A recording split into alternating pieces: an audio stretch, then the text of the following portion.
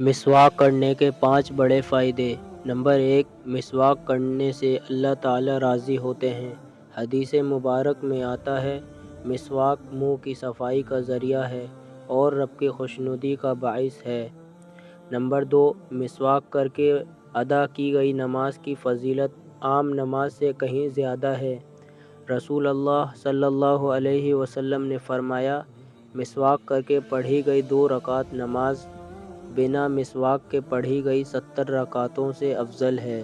Number 3، مسواک کرنا تمام انبیاء کی سنت ہے اور رسول اللہ صلی اللہ علیہ وسلم اس کا خاص اہتمام فرماتے تھے۔ آپ صلی اللہ علیہ وسلم نے فرمایا، 4 چیزیں تمام رسولوں کی سنتوں میں سے ہیں: حیا کرنا، خوشبو لگانا، مسواک کرنا اور نکاح کرنا۔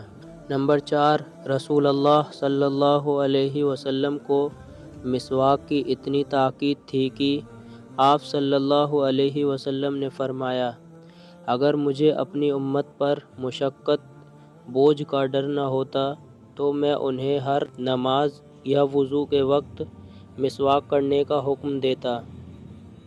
نمبر 5، شریعت کے ساتھ ساتھ مسواک منہ کی صفائی، دانتوں کی مضبوط اور سانسوں کی تازگی کا سب سے بہترین ذریعہ ہے۔